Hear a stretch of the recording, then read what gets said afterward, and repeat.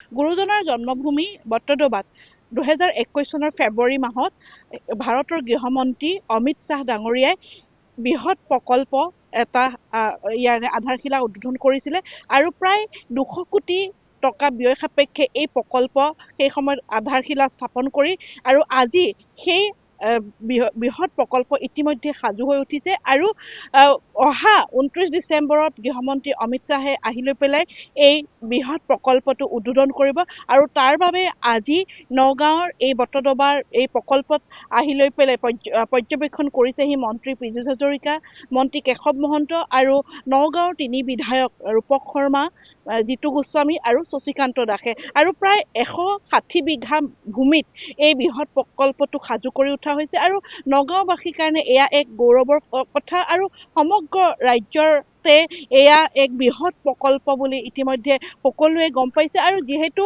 29 ডিচেম্বৰত গৃহমন্ত্ৰীগৰাকী আহি লৈ পেলাই এই প্ৰকল্পটি উদ্বোধন কৰিব, গতিকে ইয়াত 1 লাখৰ ওপৰত ইয়াতে লোক গোট খাব, যিহেতু এখন বৃহৎ জনসভা হ'ব আৰু এই জনসভাখন কেনেদৰে হ'ব আৰু গৃহমন্ত্ৰীগৰাকী আহি লৈ পেলাই আজি এই প্ৰকল্পটি উদ্বোধন কৰিব তাৰ বাবে পৰ্যবেক্ষণ কৰিছেহি মন্ত্ৰী পীযুষ হাজৰিকাই আৰু দেখা পোৱা গৈছে যে প্ৰায় 50,000 লোকে ইয়াতে গায়ন বায়নেৰে আদৰিব গৃহমন্ত্ৰী অমিত শ্বাহক আৰু অমিত শ্বাহে এই বৃহৎ প্ৰকল্পটি উদ্বোধন কৰিব আৰু প্ৰায় 200 কোটি টকা ব্যয় সাপেক্ষে এই প্ৰকল্প নিৰ্মাণ কৰা হৈছে আৰু আজি পৰ্যবেক্ষণৰ কাৰণে ইয়াতে আহি উপস্থিত হ'লহি মন্ত্ৰী পীযুষ হাজৰিকা, মন্ত্ৰী কেশৱ মহন্ত, নগাঁও বটদ্ৰৱা সমষ্টিৰ বিধায়ক ৰূপক শৰ্মা, ৰহা সমষ্টিৰ বিধায়ক শশীকান্ত দাস আৰু বহৰমপুৰ সমষ্টি বিধায়ক জিতু গোস্বামী।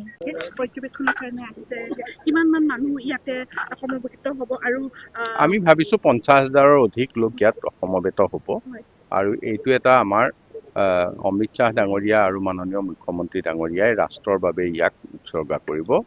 আমাৰ গুৰুজনা এইটো 200 কোটিৰো প্ৰায় অধিক আৰু গৃহমন্ত্ৰী যোনখন আহিব সেইদিনাখন আৰু লগত আৰু কোনোবা চেক্ৰেটাৰী কোনোবা থাকিব নেকি? আমি জনাত এতিয়ালৈকে নাই, তেখেতেই মুখ্য অতিথি। আজি আমাৰ সতীৰ্থ মন্ত্ৰী পীযুষ হাজৰিকা ডাঙৰীয়া, সন্মানীয় বিধায়ক ৰূপক শৰ্মা ডাঙৰীয়া, জিতু গোস্বামী ডাঙৰীয়া, শশী দাস ডাঙৰীয়াকে ধৰি আমি একত্ৰিত হৈছোঁ। আমাৰ জিলাৰ আয়ুক্ত আছে, জিলাৰ জ্যেষ্ঠ আৰক্ষী অধীক্ষক আছে। এই অঞ্চলটো কিছু হ'লেও অৱহেলিত হৈ আছিলে, কিন্তু আজিৰ পৰা প্ৰায় 4.5 বছৰ আগতে মাননীয় মুখ্যমন্ত্ৰী হিমন্ত বিশ্ব শৰ্মা ডাঙৰীয়াই বিশেষ নেতৃত্ব লৈ 150 কোটিতকৈও অধিক টকাৰে আমাৰ গুৰুজনাৰ নামৰ এই প্ৰকল্পটো কৰাৰ কাৰণে কাম আৰম্ভ কৰিছিল। আজি আহি সপোন আমাৰ বাস্তৱত ৰূপায়িত হৈছে। গৃহমন্ত্ৰী অমিত শ্বাহ ডাঙৰীয়াই এই প্ৰকল্পটোৰ আধাৰশিলা কৰিছিল আৰু এই মাহৰ শেষৰ ফালে গৃহমন্ত্ৰী ডাঙৰীয়াই এই প্ৰকল্পটো আহি আৰম্ভ কৰিব। ভাল লগা পৰিৱেশ হৈছে, কিন্তু আৰু ভাল হ'ব আৰু অলপ সময়ৰ ভিতৰত আৰু এই অনুষ্ঠানটোৱে জাকত-জিলিক হৈ উঠিব। আমাৰ অসমীয়াৰ কাৰণে এই অঞ্চলটো অত্যন্ত গুৰুত্বপূৰ্ণ। বৰদোৱা থান আমাৰ কাৰণে অত্যন্ত গুৰুত্বপূৰ্ণ। প্ৰত্যেকজন অসমীয়াৰ হৃদয়ত থাকে বৰদোৱা থান। গতিকে এই থানখনক মুখ্যমন্ত্ৰী ডাঙৰীয়াই এনেকুৱা এটা পৰ্যায়লৈ লৈ যোৱাটো আমাৰ অবিভক্ত নগাঁও জিলাৰ প্ৰত্যেকজন মানুহৰ কাৰণে গৌৰৱ। এই অঞ্চলৰ এজন ব্যক্তি হিচাপে এই অনুষ্ঠানটোৰ এই পৰিৱেশটি অত্যন্ত অভিভূত হৈছোঁ। মুখ্যমন্ত্ৰী ডাঙৰীয়াক ধন্যবাদ জ্ঞাপন কৰিছোঁ। মই একজেক্টলি নাজানো, PWD ডিপাৰ্টমেণ্টৰ, মোৰ মতে 150 কোটিতকৈ অধিক হ'ব। এইটোৱে আপোনালোকে এই কথাষাৰ অসমৰ ৰাইজক সোধক। আপুনি এটা ভাল কথা কৈছে, যি স্থানত আছোঁ এই স্থান সন্দেহযুক্ত ব্যক্তিয়ে, অচিনাকি ব্যক্তিয়ে দখল কৰিছিল আৰু আমি তাক বেদখলমুক্ত কৰি ইমান ধুনীয়া প্ৰাণৱন্ত কৰি তুলিছোঁ।